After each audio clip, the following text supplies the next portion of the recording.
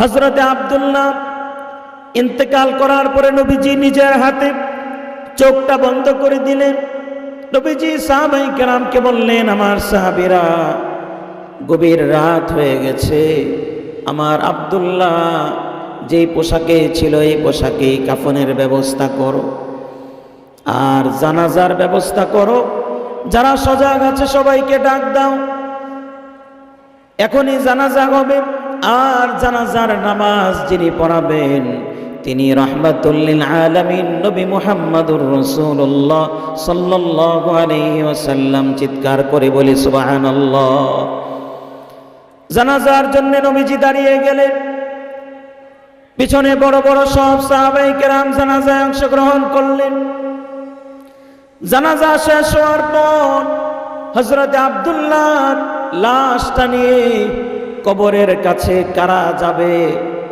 হযরত আবু বকর সিদ্দিক বললেন, ইয়া রাসূলুল্লাহ, ইয়া হাবিবাল্লাহ, আব্দুল্লাহ যুলবিজাদাইনের কত সৌভাগ্য, আপনার কোলে মাথা রেখে ইন্তেকাল করেছে, রাহমাতুল লিল আলামিনের কোলে মাথা রেখে ইন্তেকাল করেছে। আমরা চাই আব্দুল্লাহর লাশটা নিজের কাঁধে বহন করে কবরে নিয়ে যাব।